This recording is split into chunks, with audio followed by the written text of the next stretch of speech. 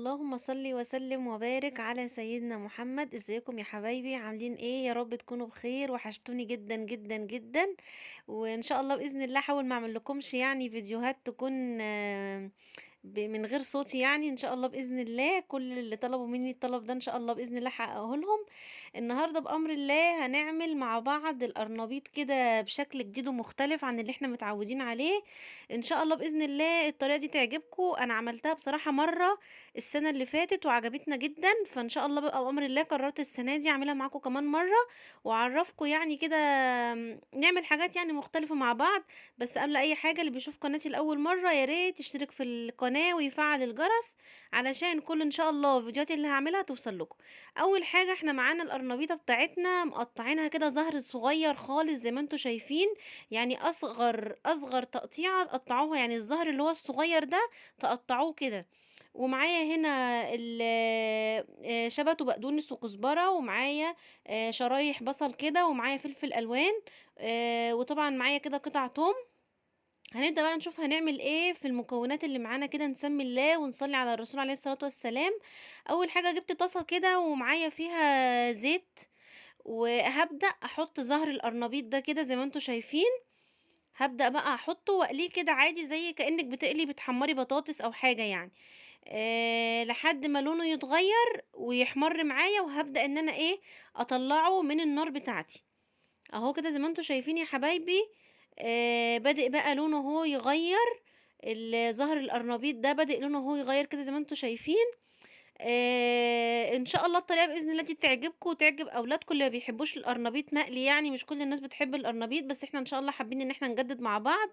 وما تنسوش بقى كده وانتوا بتتفرجوا عليا لايك كده جميل منكم وتفعيل الجرس اللي لسه ما فعلش الجرس. هبدأ بقى اشيله طبعا واحطه على صينيه حاطه فيها مناديل يعني بتاعة المطبخ علشان خاطر يصفي الزيت طبعا بتاعه. اهو. طبعا بقى انا هكمل كل الكمية اللي معايا اللي انتوا شفتوها في المصفى دي. وان شاء الله باذن الله هرجع لكم تاني عشان ما اطولش عليكم. انا كده خلصت كل الكمية اللي معايا، قليتها كلها حمرتها كلها.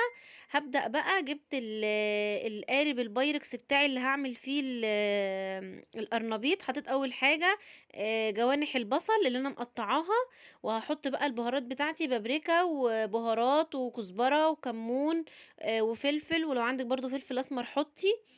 طبعا بقى كل المكونات اللي انتوا شايفينها دي البهارات الناشفة دي حطيتها كلها كده مع بعض. وطبعا فص الثوم اللي انا فرماه حطيته كده على المكونات دي كلها كده، واقلب كده كله في بعضه.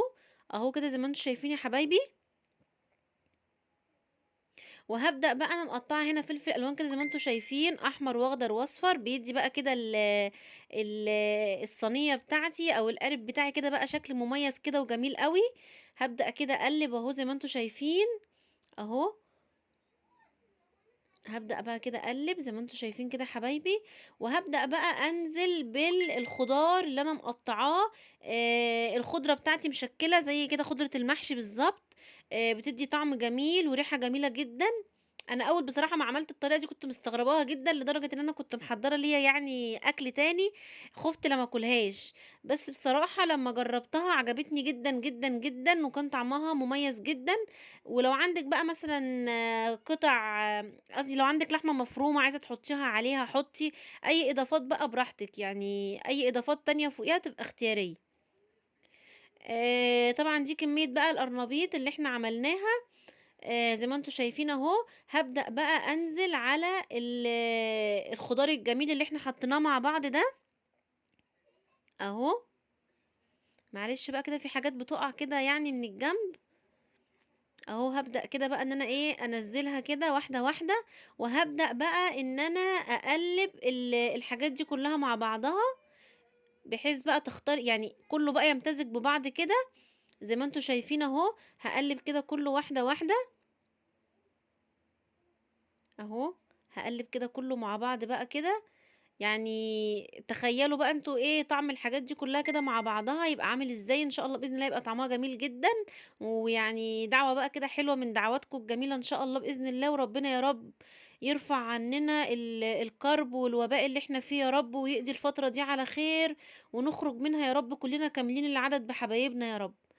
آخر بقى خطوة معانا، أنا هنا عصرة طماطم، طبعًا عصير طماطم كده زي ما أنتم شايفين، و وهابدأ إن أنا أحطه بقى كده على القرنبيط والخضار بتاعي، وأقلّبه كده، وأقلّب برضه كده كلّه في بعضه زي ما أنتم شايفين،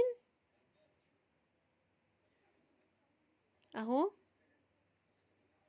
يعني كمية الطماطم ما تكونش كتير، لإن أنتم عارفين أصلًا كمان الطماطم لمّا بتتسبِّك كده بقى مع الحاجة بتتقل بقى، يعني بتقولي بتحسّي إن هي بتكتر كده شوية.